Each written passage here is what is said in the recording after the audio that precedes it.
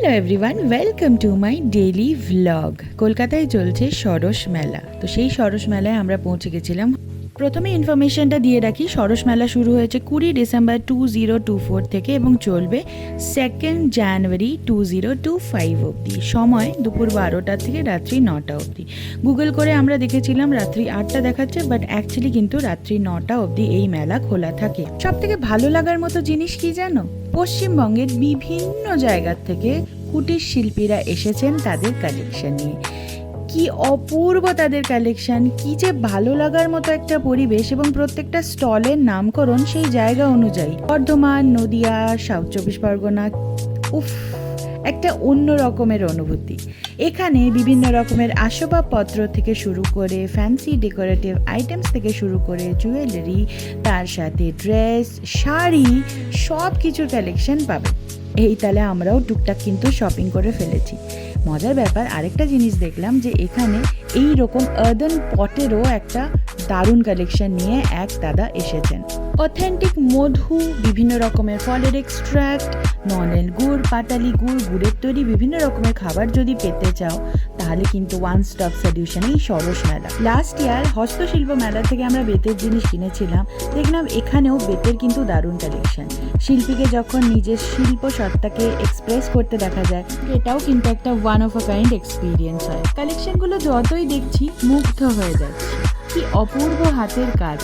Particularly এই দোকানটা এসে একজন কিন্তু দারুণ মজা পেয়েছে। কচ্ছপের লেজ নিয়ে সে কি খেলা, তার পিয়ানোটাও কিন্তু হেভি পছন্দ হয়েছিল। এই দোকানটায় এই ওয়াল হ্যাঙ্গিংগুলো দেখে এত ভালো লাগছিল, মনে হচ্ছিল সব কটা কিনে ফেলি। এত সুন্দর সুন্দর জিনিস চারপাশে দেখে কি যে ভালো লাগছিল, তার সাথে তো মজাই মজা। মহারাজকে দেখো আনন্দে নাচতে থেকেছে। নয়াগ্রামে পটচিত্রের এবার কিন্তু একটা আপগ্রেডেড ভার্সন দেখতে পেলাম। যখন আমরা এইসব দেখছি, বিকাশ তখন আমাদেরকে ডেকে নিয়ে গেল একটা জায়গায়। শোনো বিকাশ কি বলছে। কত টাকা কিলো? এক তো বিকাশের হোম টাউন মালদা, সেই মালদার বেগুন তাও আবার 100 টাকা পিস। বাপরে, ভাবা যায়? এই জিনিসটা তো ক্যাপচার করতে হতোই, ভিডিওতে থেকে যায়। এরপর চলে গেলাম আমাদের আচারের স্টলে, যেটা আমাদের সকলের ফেভারিট। সব থেকে মজা লাগলো যেটাই, রাজস্থানী আচার সেন্টারটায় আমরা কিন্তু প্রচুর ভ্যারাইটি টাইপ অফ আচার কিনেছি। আমার খুব ভালো লেগেছে গুলকান্দ আচার। যদি কেউ মিষ্টি একটু টাইপের আচার পছন্দ করো, তারা এই গুলকান্দ আচার কিন্তু ট্রাই করতে পারো। মেলার মাঝখানে ছোট্ট হাট করে ইনকিউবেশন বলে একটা সেন্টার করেছে, যেখানে ট্রিবিউট দিয়েছে বিভিন্ন ছোট্ট ছোট্ট কুটির শিল্পীদের। বিভিন্ন জায়গার বিভিন্ন প্রান্তের কুটির শিল্পীরা এবং স্পেশালি মেয়েরা যেভাবে নিজেদের বিজনেসকে এগিয়ে নিয়ে গেছে এবং প্রতিষ্ঠা করেছে, শুধু তাই নয়, বহু জনের অর্থ উপার্জনের একটা জায়গা করে দিয়েছে। রিয়েলি প্রাউড ফিল হয় বাংলার নারীর উপর। কি অসম্ভব ইন্সপায়ার্ড হয়েছি এই জায়গাটায় গিয়ে, আর কি ভালো পজিটিভ ভাইব ছিল এই পুরো জায়গাটায়, কি বলবো। ডোকরার কাজও কিন্তু এখানে তোমরা খুঁজে পাবে। বলে রাখি, এখানে কম থেকে বেশি সমস্ত দামে সমস্ত রেঞ্জের কিন্তু জিনিস পাবে। যেমন এই সৃষ্টিশ্রীতে সব অরিজিনাল জিনিস এবং প্রিমিয়াম কোয়ালিটির জিনিস পাবে। যেমন এই তসরের স্কার্ট আর টপটারই দাম ছিল 40,000। জাস্ট একটা এক্সাম্পল দিয়ে রাখলাম। এই প্রত্যেকটা জিনিস কিন্তু অথেন্টিক এবং অরিজিনাল। হ্যান্ডমেড সোপ, হ্যান্ডমেড জিনিস থেকে শুরু করে ডোকরা, তার সাথে র সিল্ক, তসর, প্রচুর কিছু জিনিস দেখতে পাবে যদি তোমরা এই সৃষ্টিশ্রীতে যাও। এইরকম ফাঁকা জায়গা, তার সাথে এরকম পরিবেশ, মহারাজও কিন্তু খুব মজা পেয়েছে।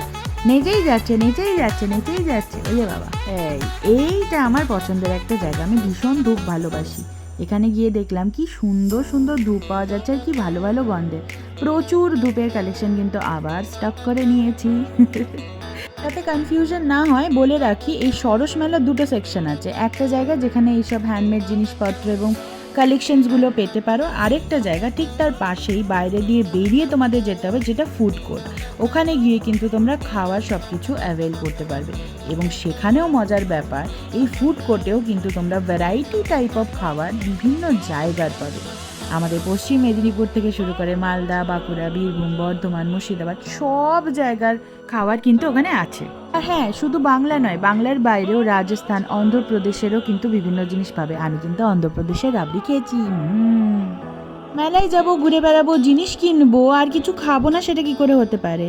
ফিশ ফিঙ্গার, ডিমের ডেভিল, চিকেন পাকোড়া দিয়ে শেষ হলো আমাদের এই মেলা ভ্রমণ। তোমরা তোমরা কারা কারা মেলায় গিয়েছিলে আর মেলায় গিয়ে কি কি কিনলে জানাতে ভুলো না কমেন্টে। আর যারা যাওনি তারা জলদি ঘুরে এসো। দেখা হচ্ছে পরের ব্লগে। আজকের জন্য বাই।